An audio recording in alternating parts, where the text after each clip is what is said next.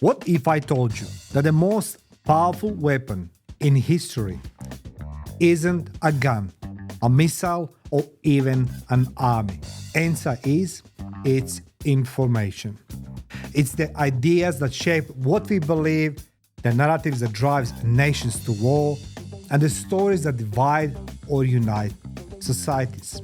From Second World War to Cold War to today digital battlefield, propaganda and psychological warfare have evolved. But their goal remains the same: control the mind, control the world. And perhaps you can translate this into business and corporate world. And I'm imploring you should. I lived under communism. I have lived under democracy. Well, better to say, I fought for democracy and I bled for freedom and democracy. I have lived through war. And through it all, one thing has remained constant: propaganda. It shapes minds, it fuels conflicts, it controls societies. It can inspire or deceive, instill fear or hope. Whether it comes in the form of leaflets, broadcasts, digital media, it's always there, manipulating our perception, our guiding decisions, and embedding itself into everyday life and warfare. Needless to say, propaganda and psychological warfare are deeply connected. We come to this a little bit later. They both seek to influence attitudes, emotions, and behaviors. I saw this in a war. They use different tools but share the same purpose: to control the way people think and act. And through history, propaganda has been used to unite, divide, to empower, and above all, to suppress. From World War II to Cold War to today digital battlefield, its methods have changed. But what's not changed? It's a mission. Mission has never changed. Hello, all of you risk takers and truth seekers, and let me welcome you to this podcast, Live the Battlefield, where we expose fake gurus through human intelligence methods.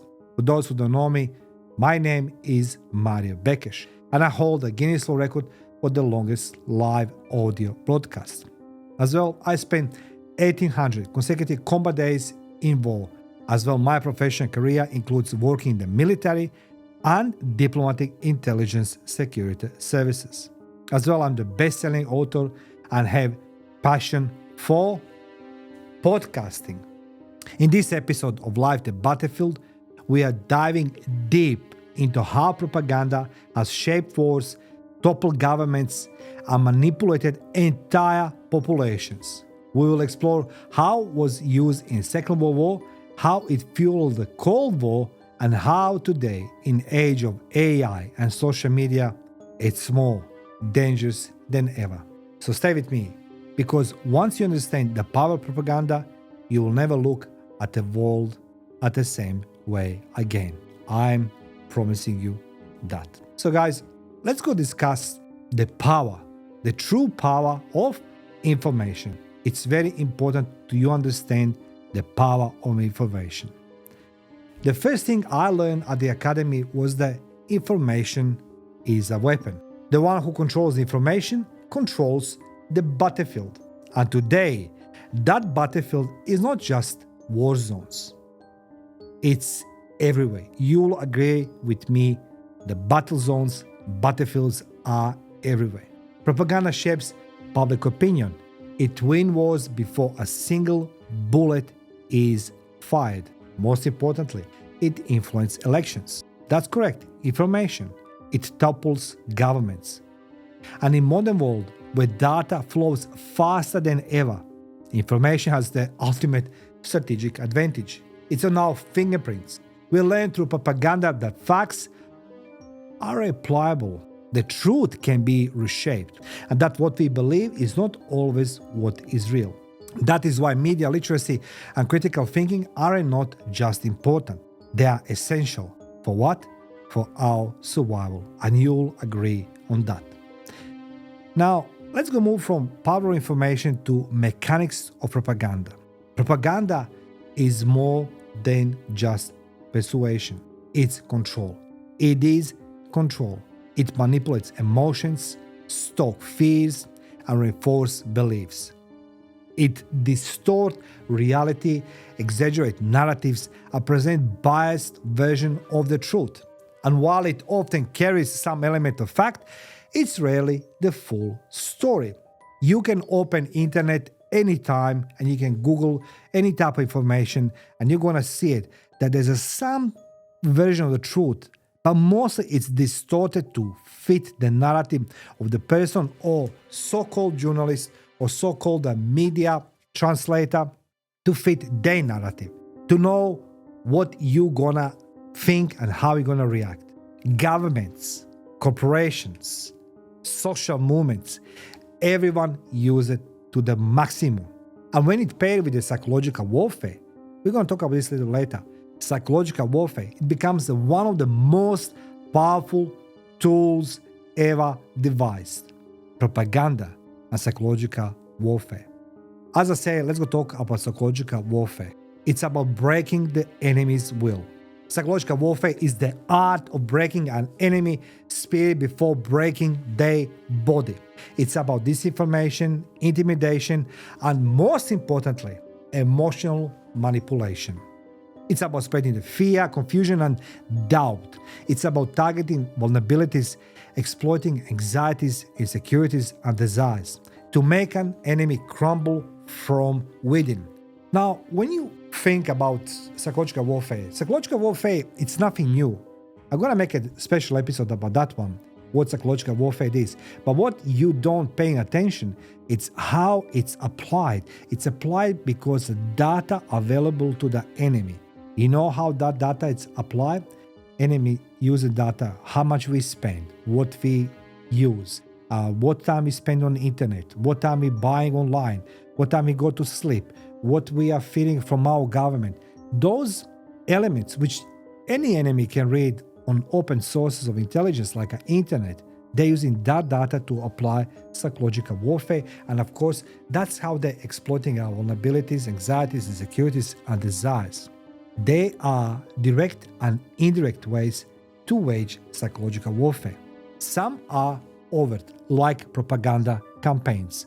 Others are covert, data whispers, rumors, and invisible influences operations designed to destabilize and deceive.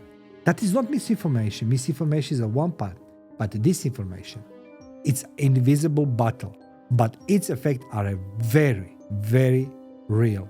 We need to go a little bit in history, back in time, in Second World War. Propaganda as a battlefield weapon.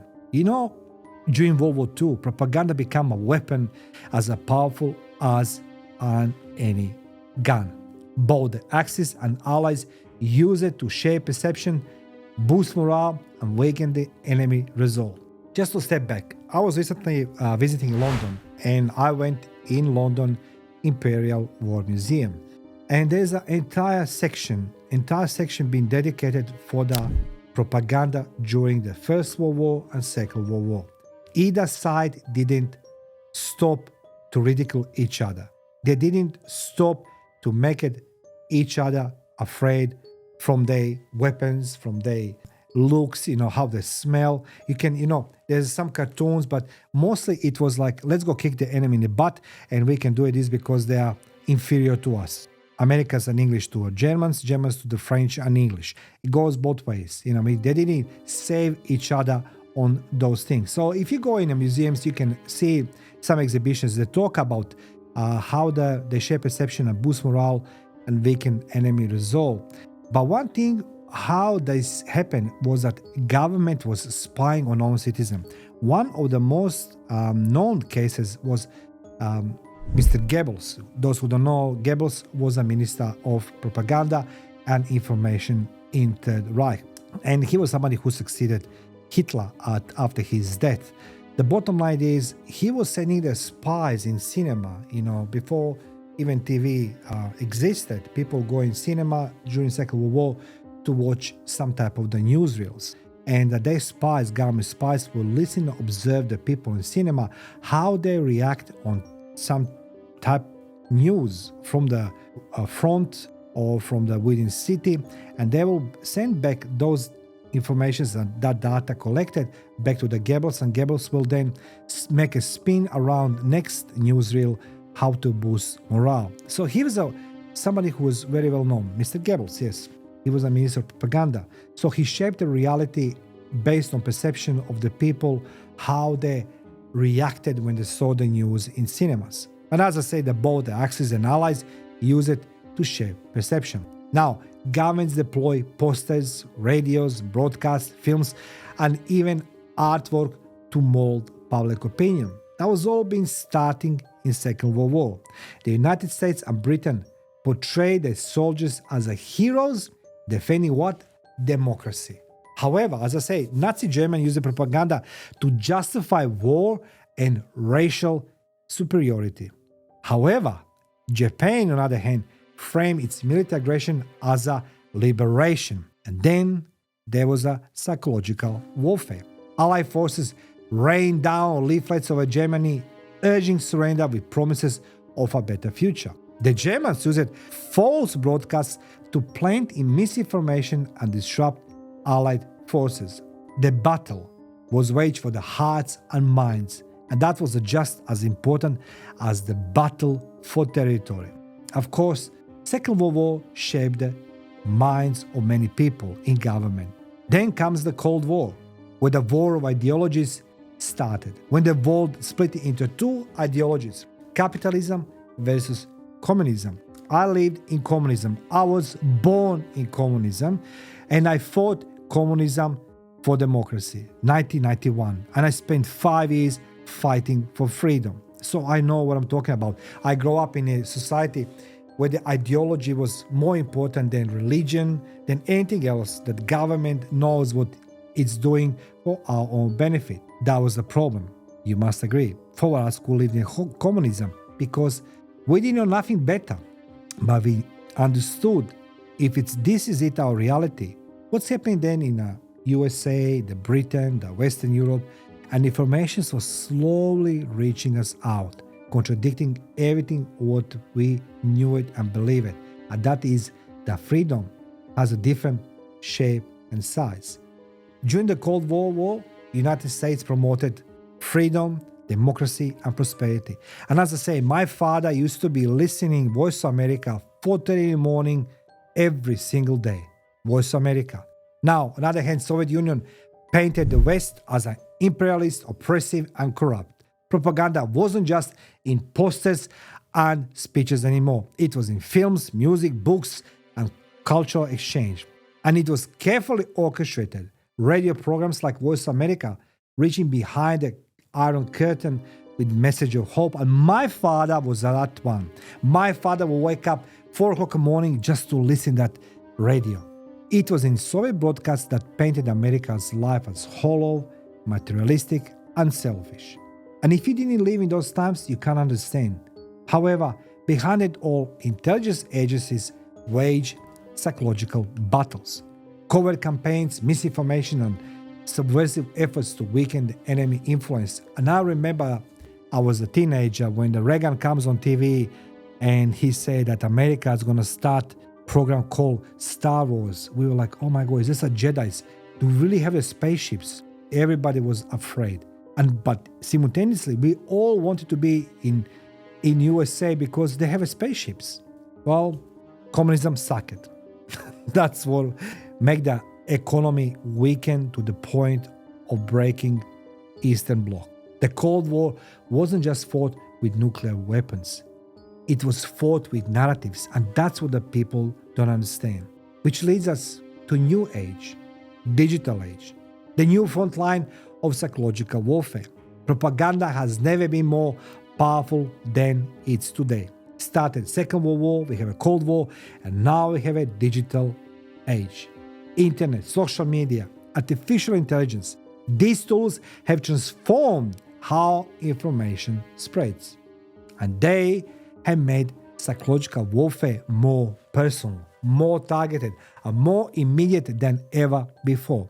Just to make a step back, for those who don't remember 1986, Chernobyl nuclear plant has an explosion. We as a kids, we didn't know what's happened. We saw second day that's snowing, but then somehow army comes on the street.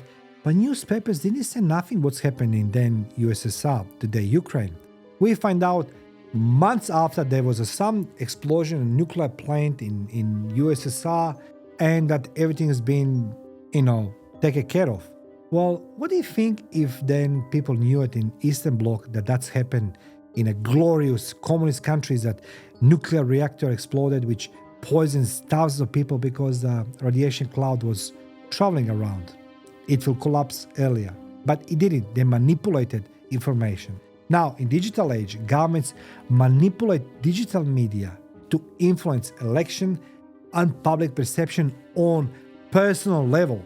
However, there's a terrorist organizations who use propaganda to recruit and radicalize. So we have another problem, deep fake technology, which creates illusions so convincing that truth itself is questioned. Social media algorithms create echo chambers, reinforcing biases and dividing societies. We are no longer just consuming propaganda. What we're doing, we are interacting with, sharing it, and becoming part of its distribution. But you know what the scariest part it is? Many don't even realize they are being manipulated. So before we wind up, I'd like to ask you a final question. Are you in control? Ask yourself, are you thinking for yourself or someone else is thinking for you? Let me know in comment section below, are you thinking for yourself or someone else is thinking for you? Thank you for watching. Feel free to subscribe, share, like, and comment. Thank you.